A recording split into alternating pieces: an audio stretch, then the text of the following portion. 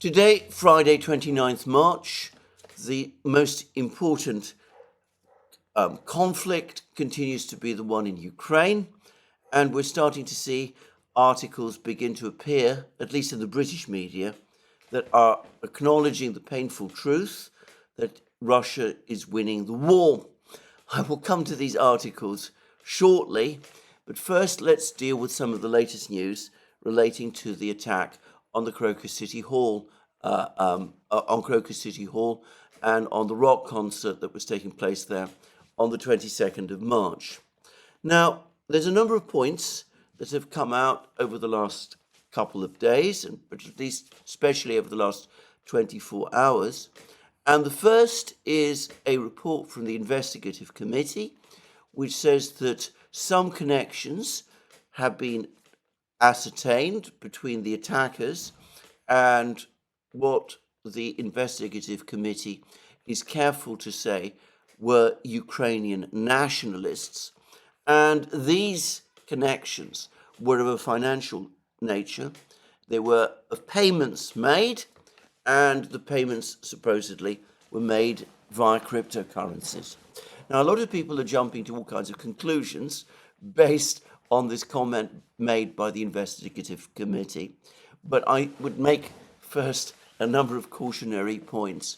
Firstly, the investigative committee is again very careful not to pin specific responsibility on anyone.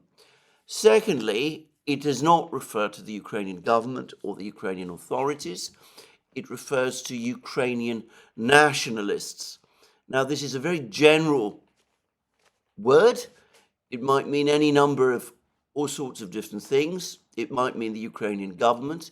It might mean groups like, say, Right Sector or the Azov Brigade, who are affiliated in some way to the Ukrainian government. It might just mean people in Ukraine. And the reason one has to be careful is that, as I understand it, Ukraine has for quite a long time now been a hub of activity in the cryptocurrency world, a world, by the way, about which I know next to nothing. But it is not impossible that someone, maybe in ISIS, maybe in some other place, sought to transfer funds using this extensive hub that already exists in Ukraine, and this is all that the investigative committee is telling us. Now, I want to stress that's just a comment. It is not a thought. If you want to think this, well, you can put together the fact that the investigative committee is alleging or is claiming, we haven't seen any evidence from them up to this point, but they're claiming that these transfers were made either from or through Ukraine by people they call Ukrainian nationalists, with the fact that these fighters, these gunmen who carried out the Crocus City Hall attack were irrefutably trying to escape towards Ukraine. Now, to me, that might suggest a rather stronger connection. And by the way, I haven't looked at the Telegram channel of the AMAC news agency.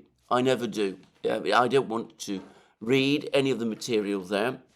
Many, many years ago, well, some years ago, I made the mistake of watching an ISIS video that had appeared in the on the website of the Syrian government news agency, Sana, and I was so horrified and shocked by what I saw that I made a decision then that I would never do it again. And I'm going to stick to that line henceforth, and I've never varied from it. But anyway, coming back to this particular comment by the AMAC news agency. Apparently, one of the things it said immediately following the attack on Crocus City Hall is that the gunmen who carried out the attack had successfully withdrawn to their bases. Now, obviously, we know that isn't true because they were captured by the Russian authorities. And so it was not a successful retreat. But the phrase bases is suggestive. Maybe one should not place too much emphasis on what an agency like the AMAC news agency tells us. But do note that Western governments, Western media commentators, Western commentators in general appear to be doing precisely that. They're insisting that we must not only accept what the AMAC news agency says, but that we must do so without in any way harboring any doubts about it. Just saying. So anyway, we will find out more, no doubt, over the course of the next few days. The latest report from Russia, by the way, is that the Russians have identified another suspect within the terror group that carried out the attack. This individual has gone to ground. There is a manhunt out for him. I have already expressed my belief that the Russian authorities will get significant cooperation from the Tajik community in Moscow specifically and in Russia in general. Tajiks in Russia have a good relationship with the local population, with the Russian people who they live around. I've seen this for myself. They find that work in Russia as guest workers is financially highly lucrative for themselves and enables them to support their families, and also is highly paid, very highly paid, by the standards of whatever work they might get in Tajikistan. They will not want to disrupt this successful arrangement, and Tajik community leaders, I have no doubt at all, will be working overtime to help the Russians and to try to help the Russian authorities in order to track down the people who were in some way connected to this attack. So this is the news about the investigation at the moment. It does seem likely to me that this latest claim by the investigative committee, which is undoubtedly intended to draw a link between the group that carried out the attack and Ukraine, it does seem to me that this claim does perhaps do that to some degree. But of course, we have to remember, as I said previously, that so far it is only a claim. And secondly, there might be explanations for it, even if it is true, which does not involve the Ukrainian authorities. Over the next couple of days, we will get an awful lot more information. My impression, my overwhelming impression, is that the investigative committee, assisted by the FSB, who are probably the people who keep track, to the extent anyone can keep track, of cryptocurrency movements. Anyway, I suspect that the Russian authorities have already accumulated a huge amount of information, and that information is now being used and processed in terms of the attack which took place at Crocus City Hall. I'm going to end with one point, and I'm afraid it is an important one. I have, as I stressed again, not watched the videos of the capture of the men in the forest by the Russian security agencies. I understand that it is extremely brutal, and it does look as if those videos are real, even though, again, stress, I don't know the provenance of these videos. But it does seem as if they're real videos that actually show the actual apprehension of these 4 gunmen. It does seem that the men who were captured were, at the very least, severely mistreated by the Russian soldiers that captured them. Some people are referring to this as torture. I'm not going to argue with that. I haven't seen the videos. And again, they're the kind of videos that I don't want to see. I suspect, and I said this previously, that the reason this happened was that the Russian troops or security officers who were in pursuit of these people were under the strictest orders to take them alive, which is what they successfully did, and that in capturing them, they wanted to make absolutely sure that these people were not carrying explosives or grenades or things like that on their bodies, and that this partly explains the savagery with which these people were treated on capture. Now, some people, and I suspect many people in Russia, will not be bothered about this at all. I am. I hope that a separate inquiry is done into what happened during the capture of these people. Torture, brutality is not something that one should countenance. I hope there is an investigation. I hope some explanations are provided. On this issue, I'm going to be straightforward. I doubt that it will be. But anyway, that's what I wanted to say. Now, before actually I do leave, just one further thing. I've seen reports, and they do appear to be confirmed, that on the 7th of March, the same day that the American and British embassies published their statement that some kind of extremist attack was going to happen in Moscow over the course of the next 48 hours, the Russian security agency, the FSB, on that very same day, reported that they'd identified an ISIS cell in Moscow, that the men involved in it had been captured and that there'd even been a gunfight, and that the participants, the members of this ISIS cell, had intended to carry out an attack on a synagogue. Now, this does seem to be true, and again, it tells us how complicated this story actually is, because it does seem as if the Russians had some information about the operations of ISIS-K, or ISIS, in Moscow, and this was done on the 7th of March, and I wonder, this is just my guess now, whether the US and Britain founded their statement on the capture of this cell, or rather this destruction of this cell. There was a gunfight, as I said, to repeat again, whether it wasn't connected to the rounding up by the Russian authorities of this cell on the 7th of March. Given that the Americans are being extremely cagey in providing information, it's difficult to say.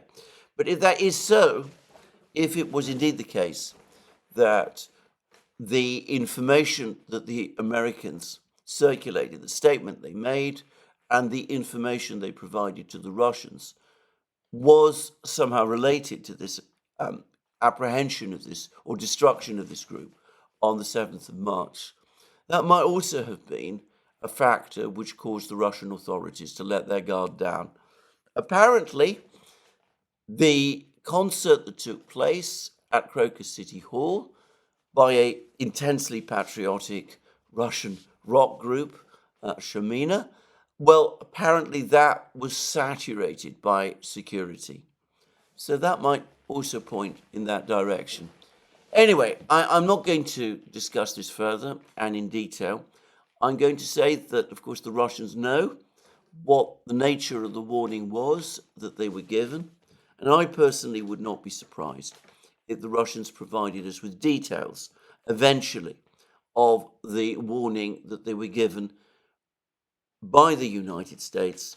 And of course, the New York Times has alerted us to the fact that important information was excluded from this warning, to reflecting the collapse in the relationship between the Russian and American intelligence communities, and between Moscow and Washington in general. Well, let us now move on to the events of the war. And the first thing to say is I get to do what I often do, which is a roundup of the military news. Yesterday, we saw another massive missile strike by the Russians across Ukraine. I'm not exactly sure of the number of missiles used, but it does seem to have involved airborne missiles launched by Tupolev 95 bombers operating from deep inside Russia. These would be the KH-101s and their decoys. Huge numbers of Uranium-2 drones. There's some suggestions that up to 50 of these drones participated in the attack over the course of last night. And also shipborne missiles, launched again from submarines in some cases, Kalibr missiles that were also launched across Ukraine. And I notice that since the sacking by the Ukrainian authorities of Yuri Ignat, the spokesman of Ukraine's Air Defense Command, a man who I always got the impression basically wanted to tell the truth. Anyway, since his sacking and the sacking of the head of Ukraine's Air Defense Command, anyway, I noticed that we're back in Ukraine to the old story that 90% or 95% of the missiles that the Russians launch are shot down. Something that Yuri Ignat, I always got the sense, was deeply embarrassed by and had started to move away from. But the new team at Ukraine's Air Defense Command has reverted to that. I've discussed many times the extent to which, for President Zelensky and the people around him, the war centers to an inordinate extent on public relations, or what some people, including myself, would call propaganda. Anyway, the reality is, as far as I can see, that the bulk of the missiles got through. We've got lots of reports about lots of attacks in all kinds of places up and down Ukraine. Kiev itself was not subject to an attack yesterday or last night, as I understand it, but other parts of Ukraine were. In many of these places, according to eyewitness accounts, there was no sign of Ukrainian air defense operating at all. And of course, we have seen that that has been true in places like Kharkiv and elsewhere. Now, this is a complex attack. We will find out from the Russian Defense Ministry in their next bulletin what the objective was. But again, I get the sense that this time it was the energy system. And here I really want to make an observation, a comment, and it's about John Helmer, because I remember way back when these attacks on the first round of attacks on the energy system took place in the autumn of 2022, John Helmer published a piece on his website, his indispensable website, Dances with Bears, in which he pointed out that the purpose, one of the many purposes of these attacks by the Russians at that time, we're now talking about the autumn of 2022 and the winter that followed, that one of the purposes of these attacks was not so much to knock out the energy system at that time, as to get a sense of how it operated, where the particular weak points were, how it was defended by air defense systems, and that kind of thing,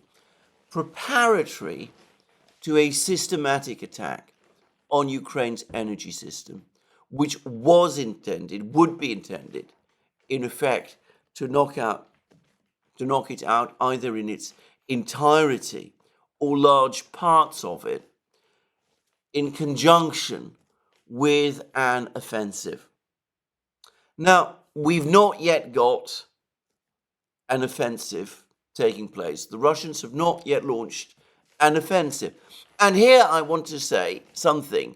The Russians, up to this point, have given no indication, they've made no comment that an offensive is pending at any point over the next few weeks, months, or years. Always, of course, they remain incredibly silent about what their intentions are. The closest we have come is that comment made some days ago by Vladimir Putin, in which he said that the Russian military is moving beyond active defense, and that's it. We've not had anything more than that. Putin's words do hint at an offensive, but no one in Moscow has spoken about this, whereas the Ukrainians spent all their time prior to the offensives in Kherson region in the autumn of 2022 and the offensive that they launched in Zaporozhye region in summer of last year. They spent a huge amount of time telling us everything about the offensive that they were going to launch, and Western governments did the same, and we had endless commentaries providing a vast amount of information, very useful to the Russians. Anyway, the Russians, by contrast, have shown an astonishing ability to keep operational secrecy. So Western governments, the Ukrainians themselves, have no real sense of Moscow's plans.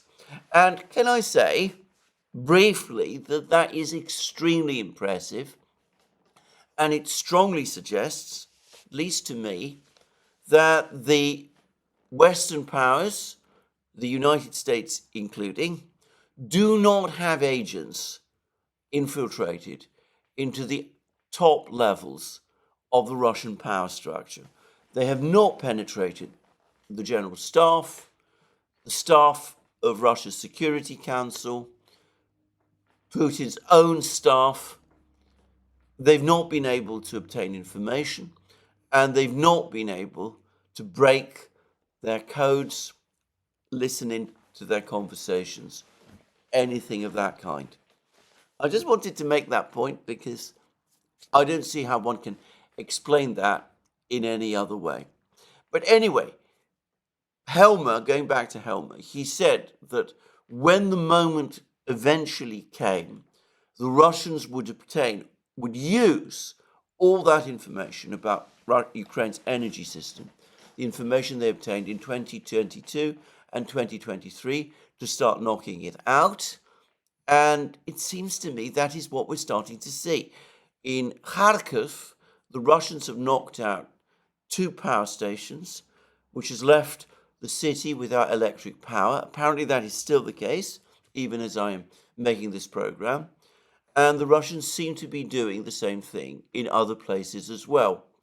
And yesterday, the embassy of Kazakhstan, an ally of Russia, member of the Eurasian Economic Union and of the Collective Security Treaty Organization, gave a warning to Kazakh citizens to leave Kharkiv region and Odessa region, because they said that the situation in both of these places was becoming dangerous and unstable. And that might be the closest hint we have about where the main blow from the Russians over the next few months is going to fall. And presumably, the Russians have passed on some kind of a warning to the Kazakh government, and the Kazakh government has responded by giving this warning to its citizens. Anyway, there we are. That's what we've seen over the course of the last night, a major missile attack, and it seems again to have been, at least to a high degree, focused on the energy system, with the Russians destroying power plants and other facilities. And despite the grandiose claims made by the Ukrainians apparently able now to send missiles and drones flying across the Ukrainian skies without any effective challenge from Ukraine.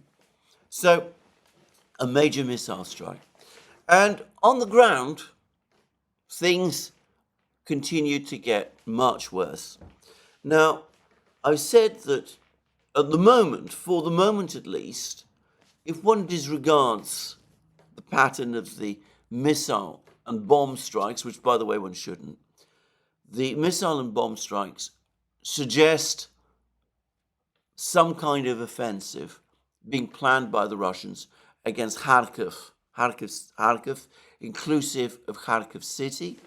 Viktor Orban has now actually spoken about the Russians being entitled to have a buffer zone in Ukraine, which also points to Orban having been alerted by the Russians that some kind of major offensive in Kharkiv region is being prepared. But anyway, the appearance, the missile and bombing in Kharkiv region points to an offensive in Kharkiv region.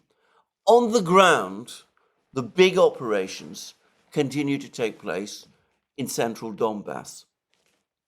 And, well, yesterday we got further news now that the remaining part of Novomikhailovka, this village, big village, 1,400 people before the war, south of Marinka, which the Russians captured in December, the remaining part of Novomikhailovka, which is under Ukrainian control, about 40% of the village, by my very crude and unreliable estimates, has now been taken by the Russians in a semicircle.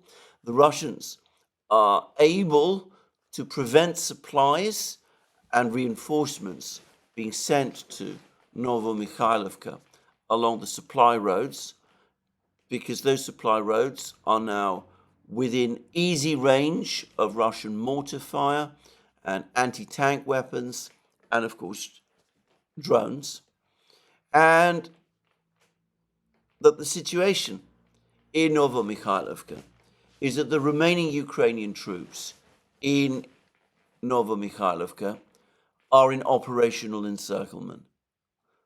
And I believe that this is the case. Once again, the Ukrainians have overcommitted to the defense of this village. We don't know the full extent of their losses, but no doubt they have been disproportionately high. But in a situation where the Russians control areas to the north and south and east of that remaining part of the village, which is still under Ukrainian control, we have seen a pattern that when that point is reached and when the Russians have, well, not completely cut, but reduced movement along the supply roads to a trickle, this sets the stage for the final Russian assault, which clears the town, or in this case the village, and brings it firmly under Russian control. And for the record, I think that we can expect that at some point over the next couple of days, the Russian Defense Ministry is going to tell us that Novomikhailovka has fallen. Now, if that happens, if Novomikhailovka falls, there is risk, there is a threat to the roads that supply the Ukrainian troops in Vuhledar, and there is further opportunities for the Russians to develop more offensives in this area. Anyway, that is the situation in Novomikhailovka. Perhaps, as I said, a collapse of Ukrainian resistance there is now coming. And we also are getting reports that the Russians are continuing the encirclement of Pervomaisky. This, it seems to me, is what the advance from Tonenka is all about.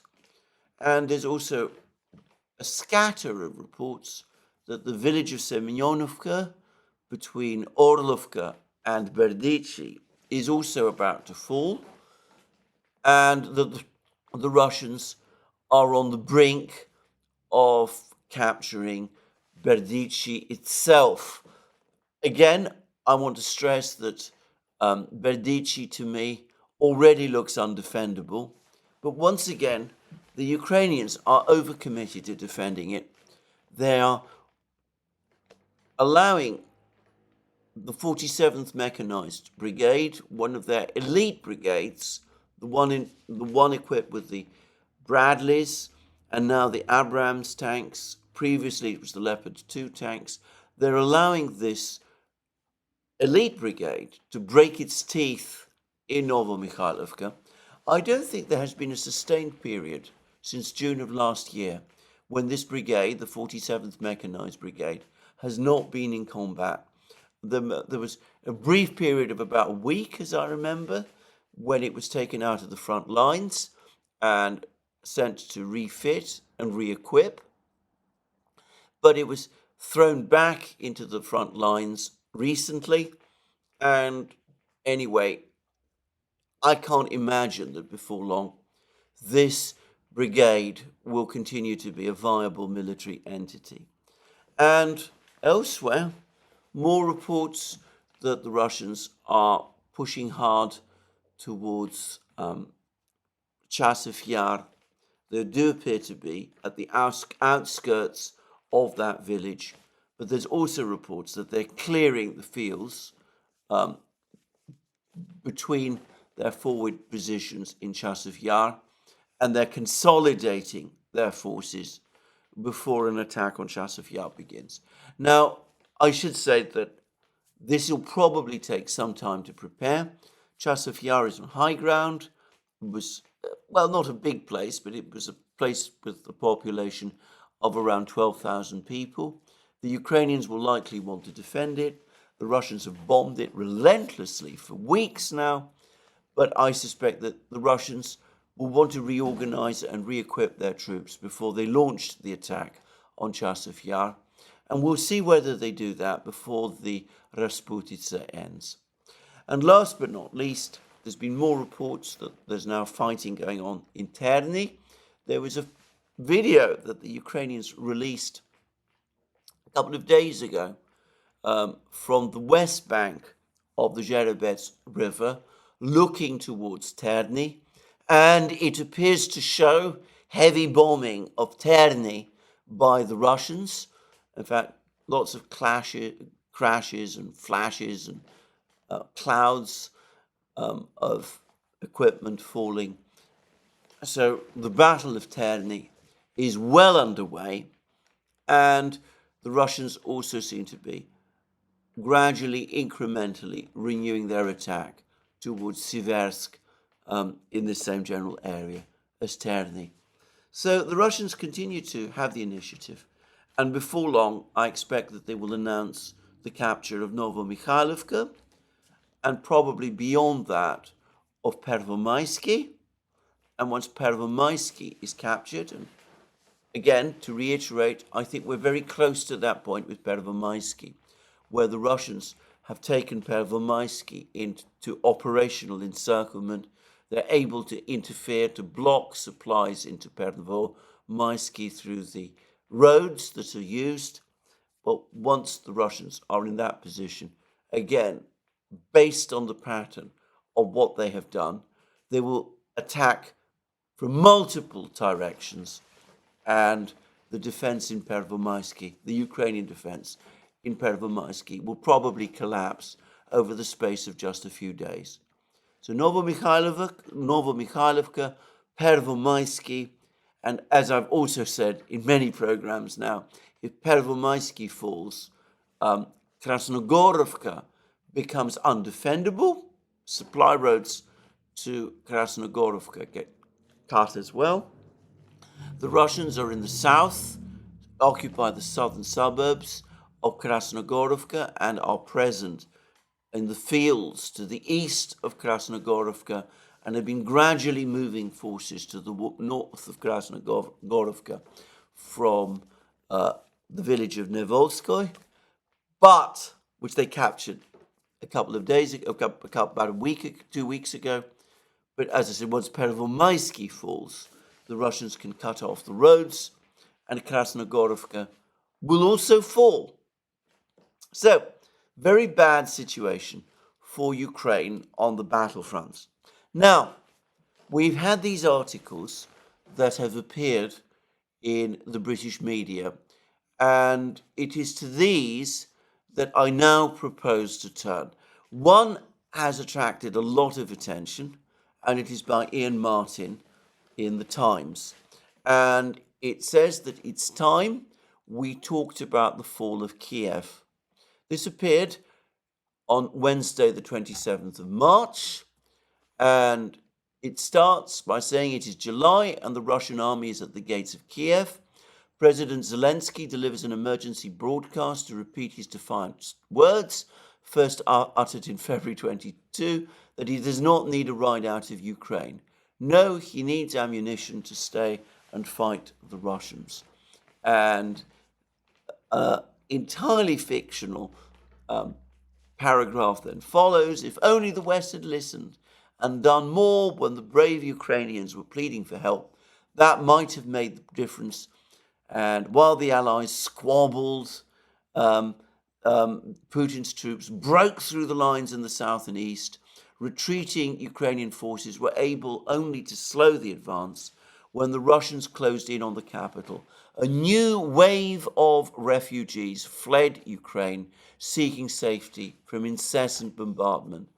And then the article goes on to say that this is the nightmare scenario now being contemplated by Western policymakers.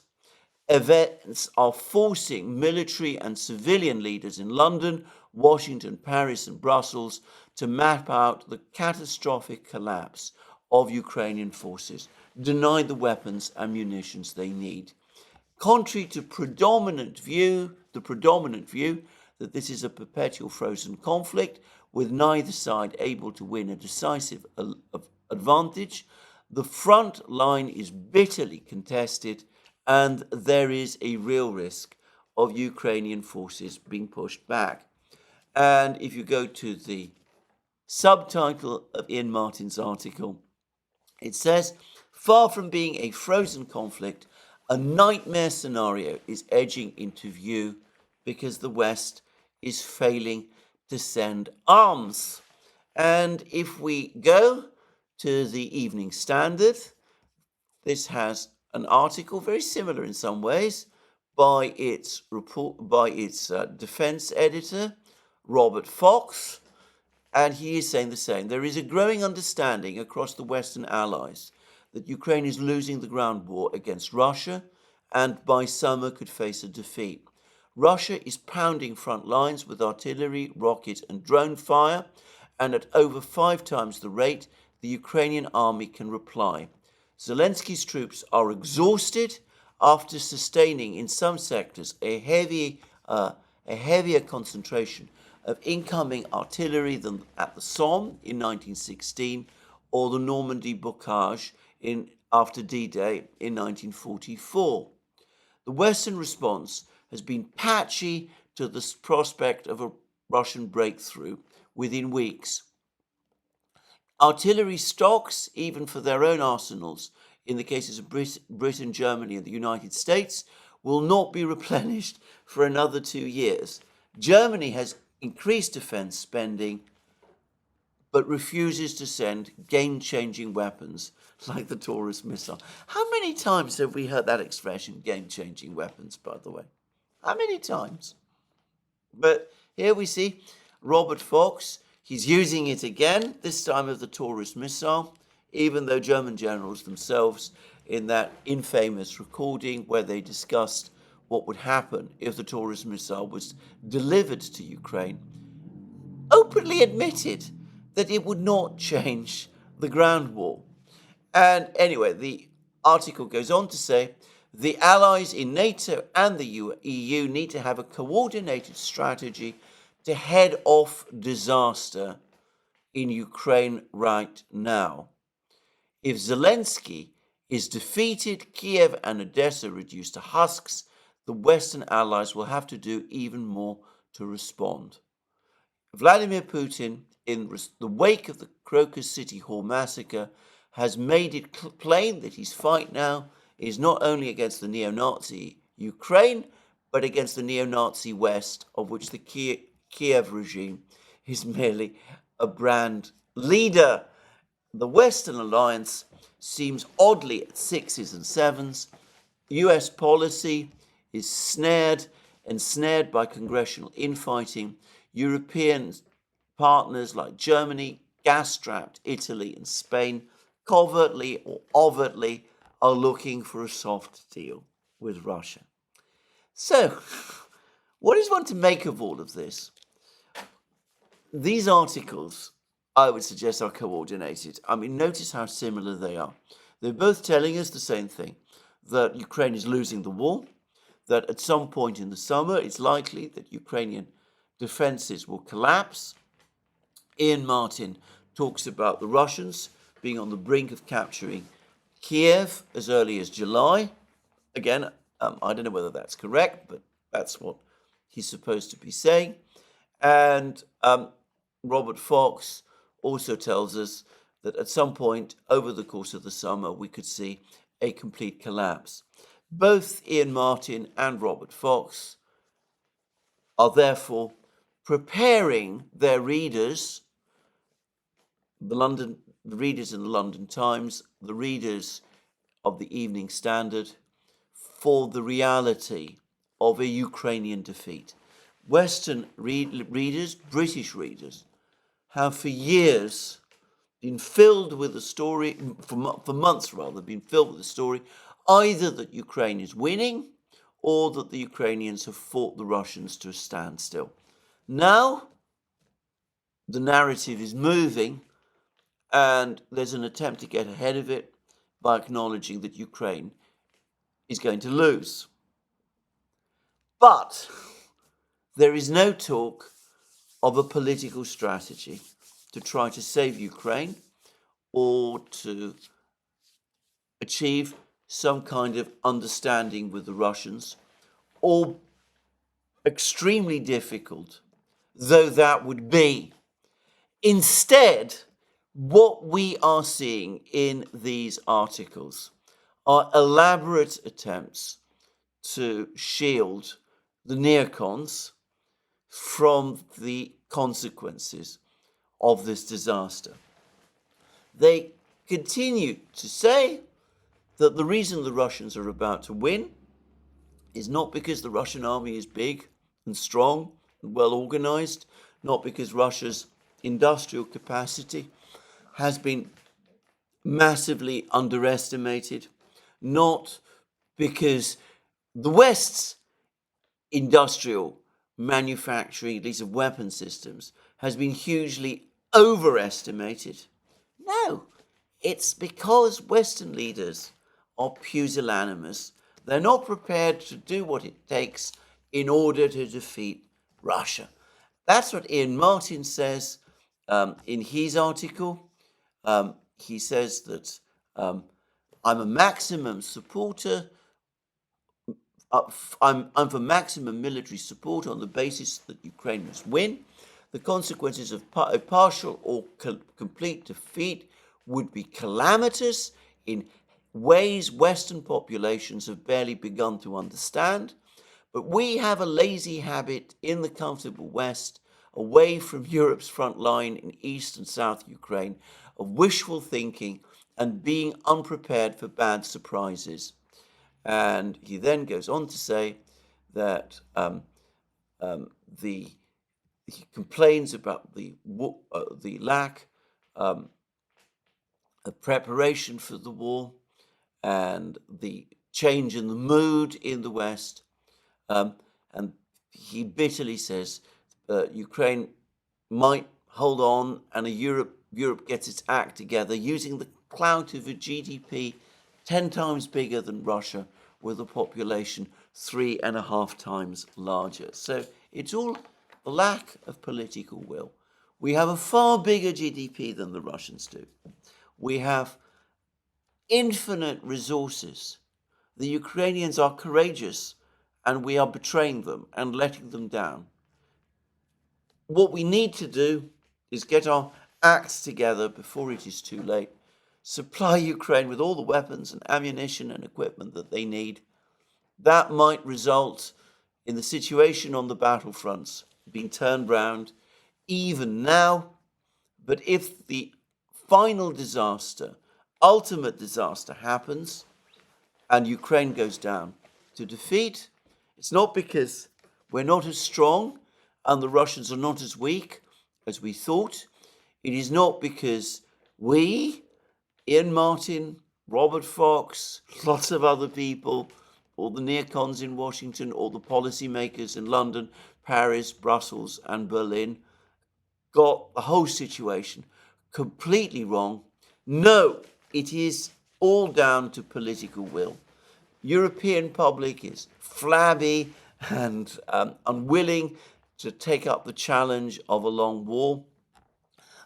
Same is true in the United States. The Republicans are being obstructive. They're not providing the funding that is needed to turn the situation round. Germany is soft. They're still looking for a soft peace with Russia. So is Italy, which is gas-strapped, apparently. It's all because of a lack of courage, clear sight, and political will, even though the neocons, people like Ian Martin and Robert Fox, are providing us with that clear vision and have that determination, which our leaders and our public supposedly lack. It is 1938 all over again. The dictator is on the move. His armies are advancing remorselessly. All we need is Churchill to come and to turn things round. And if that happens, we have every reason to believe that victory will be ours. And of course, if Churchill doesn't come and we lose, or our proxy loses, well, don't blame us. Blame you. Blame the European public. Blame the European leadership. Not for misjudgments, but for lack of courage and will. Now, this is an absurd, it is an utterly ridiculous, it is a ludicrous analysis of the situation.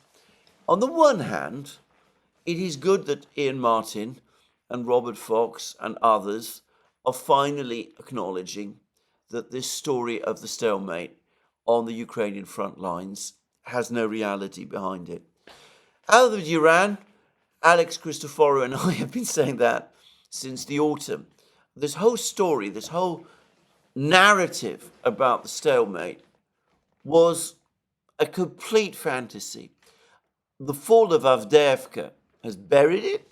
Some people perhaps still cling to it. They're not as many as Robert Fox and Ian Martin pretend.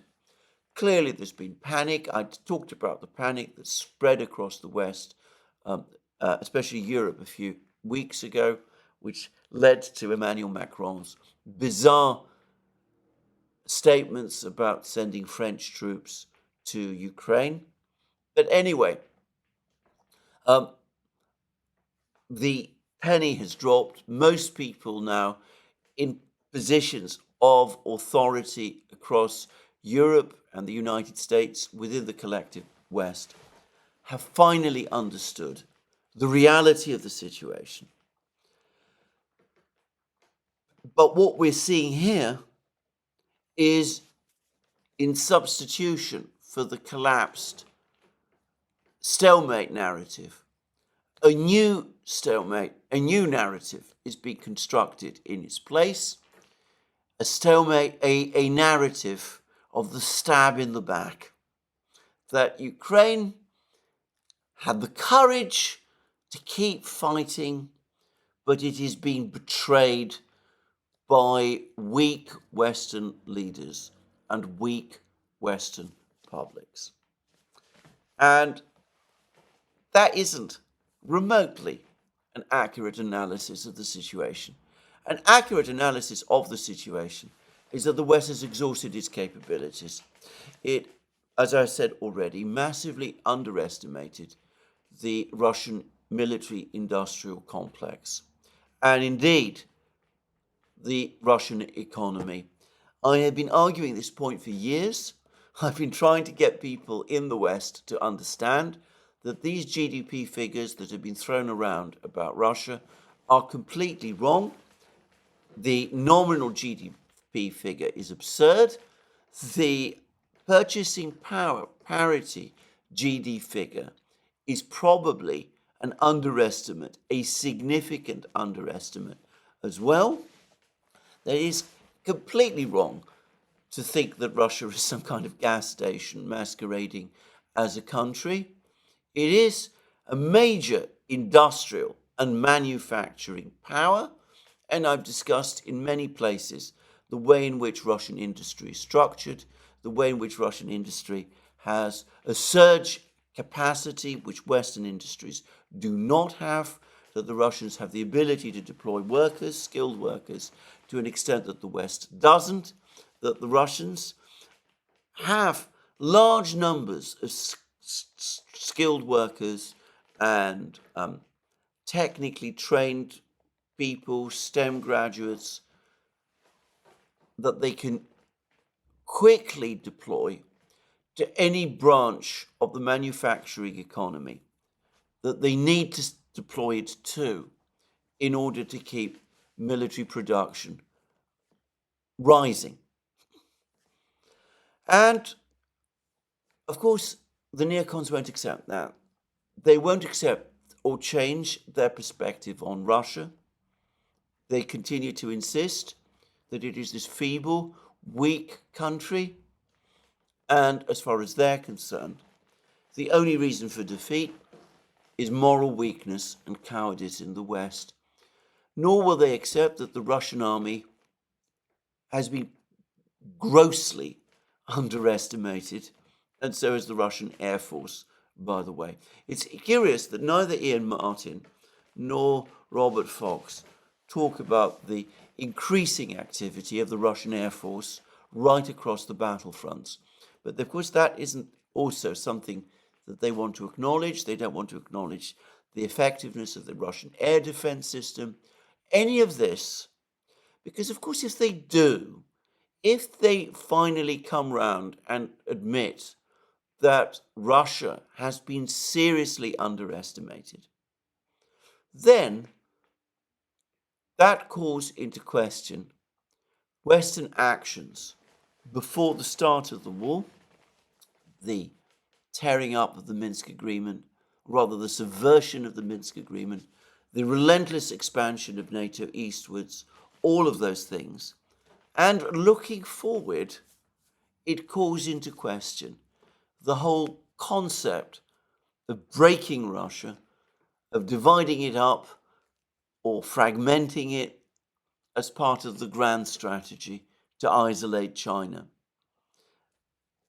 People like Ian Martin and Robert Fox want to cling to that, partly because, on the one hand, they want to protect themselves from blame when this whole thing goes wrong, but at the same time, they don't want to give arguments to their opponents, to the realists, that since Russia has been so critically underestimated, this policy that the West has followed of bullying and pressuring Russia ever since the Cold War was completely misconceived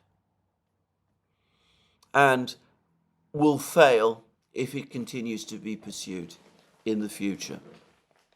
Anyway, there we are. That's what Robert Fox and Ian Martin are saying. An acknowledgement, finally, in the Western media that Ukraine is losing the war. Now, I ought to say that I am not placing any weight on Ian Martin's claims that the Russians will capture Kiev in July. To repeat again what I said earlier, the Russians have not even said that they have an offensive pending. I would have thought that their priority at the moment is Kharkiv. I've discussed this already. Maybe they also intend a big breakthrough in central Donbass. All the facts lead in that direction. I think another march on Kiev is some way off. If it comes, I don't expect to see it this year, just saying. But then you never know. As I've often said many times, a collapse in an attrition war, when it happens, a collapse by the weaker party, can be sudden, and it's not impossible that we can see a sudden collapse this summer. But one way or the other, even the media in Britain is now starting to acknowledge that the war is lost, though no one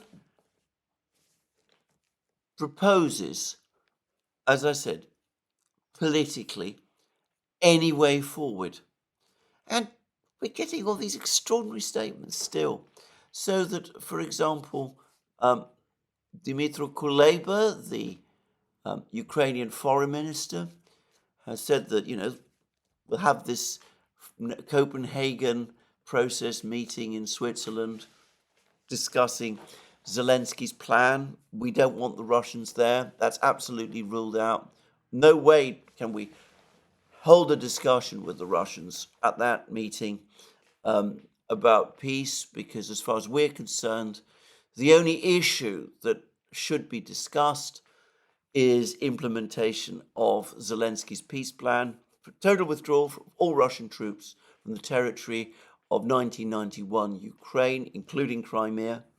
And then maybe after that has happened, after that conference in Switzerland has happened, and when Zelensky's plan has been endorsed by that conference, well, then maybe he might be prepared to have a meeting with the Russians, but it will be purely about the details of Zelensky's plan and how the Russians will implement it. I mean, utterly delusional commentary from Kuleba, I must say. And that seems to be about it. No one coming up with any kind of plan. There's reports Geoffrey Robertson, a British lawyer who's been involved in all kinds of international courts which have been engaged in various prosecutions. He let slip in an article in the Daily Telegraph that there's discussion about setting up some kind of war crimes tribunal to try the Russians in connection with the war crimes that the Russians have committed in Ukraine. The interesting thing is that this tribunal, if it is ever set up, will be set up purely by the Western powers. It will not be authorized by international treaty. It will not be authorized by the UN Security Council or the General Assembly. It will simply be set up by a small group of Western powers. So what its legal authority would be, Geoffrey Robertson, of course, doesn't explain. But anyway, he is looking forward to that. Talk like that is only going to make the Russians even more determined to see the war through to a conclusion. So, in summary, massive missile attacks by the Russians. Ukraine pounded. Electricity shortages starting to spread. Kharkiv apparently still in a condition of blackout.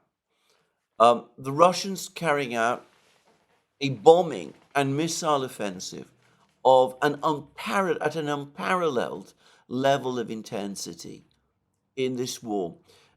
Since the middle of March, hardly a night has passed when the Russians have not launched big missile and drone strikes across Ukraine, and these are now being supplemented with bombing strikes as well, airstrikes as well, by the Russian Air Force. This is in contrast to the situation in the 2022-2023 period, when typically the Russians would launch one or perhaps two big missile strikes each month. Now they're launching missile strikes and bomb strikes and drone strikes day after day, night after night. The missiles have increased in complexity, sophistication, and power. We now have active use of Kinjal missiles, active use of Zircon hypersonic cruise missiles to which there is no defense, active use of drones. We see missiles, cruise missiles, changing direction, moving in one direction, then changing their direction to evade air defenses. We're getting reports that Ukraine is almost out of air defense missiles, making these claims from the Ukrainians that they've shot down 90% of the missiles that the Russians launch against them seem completely absurd. We see on the ground places like Novomikhailovka certain to fall within the next few days, maybe even hours. We see the Russians closing in on Pervomaisky and Krasnogorovka and Chasov Yar and ultimately on Kurakhovo. We see also growing signs of desperation on the parts of the Ukrainian government. Zelensky toured the fortifications in Sumy region. Many people have pointed to the look of depression, dejection on his face. It looks as if those fortifications are not being produced very well, and that they appear to be of a patchy nature. But the advocates of this war in the West, the supporters of this war in the West, even as Western arsenals are depleted, even as Western armies are critically short of ammunition and equipment, even as Ukraine is also critically short of men, they won't talk about negotiations. They won't talk about a political settlement. What they're now doing is giving themselves the alibi when the war is lost. It wasn't their fault. It was the fault of Joe Biden and Olaf Scholz and Meloni in Italy and Macron in France. They didn't provide Ukraine with the weapons, the equipment that it needed. They could have done it, though we're not told with what. And if defeat comes, even though Russia is weak, corrupt, its army is disorganized and demoralized, because that's what we continue to be told. Robert Fox continues to repeat the absurd claim that the Russians have lost 400,000 men over the course of this war. There is no evidence for this. It's simply a claim made by Ukraine. But he continues to cling on to it, despite the fact that Russia is a kleptocracy with a GDP smaller than Italy's or Spain's. Despite all of that, and that its army is corrupt and disorganized, and its government is corrupt and it's disorganized, and that Putin is an out-of-touch, paranoid dictator who's probably ill with any one of any number of mysterious diseases. Despite all of that, when the defeat comes, the West supposedly will be under threat. It will be 1938 all over again. And don't blame us. Don't blame the neocons. Don't blame Ian Martin, Robert Fox, Victoria Nuland, all of those people. When it happens, Lloyd Austin, Mark Milley, all of those people, when it happens, don't blame Ben Hodges or David Petraeus. It was all due to weakness and cowardice on the part of the West, and that weakness and cowardice, that is what is the real danger when the Russians win the war. These people want unending confrontation. They want war against Russia, perhaps not outright nuclear war, but proxy war against Russia to continue until the end of time. They still cling to their complex geostrategic games and theories. They are indifferent to the plight of the European economy, which is in a terrible way, and to that of the United States also. They refuse to acknowledge that there is any limit to Western resources or Western power. It's all due to the failure of others, not themselves. I don't understand why we continue to listen to these people and why editors of big newspapers give these people the amount of weight they still have. These analyses are worthless, even if it's interesting that finally the reality that Ukraine is going to lose this war is starting to dawn. Well, that's my program for today. More from me soon. No doubt we'll be getting more news from the investigative committee very soon about the nature of the investigation, the results of the investigation into the Crocus City Hall attack. And of course, there will be continued news about the progress of the war. Thank you again. More from me soon. Let me remind you again that you can find all our programs on our various platforms, Locals, Rumble and X. You can also support our work via Patreon and Subscribestar. Links under this video.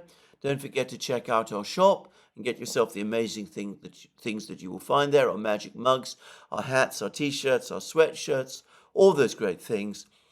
And last but not least, if you've liked this video, please remember to tick the like button and to check your subscription to this channel.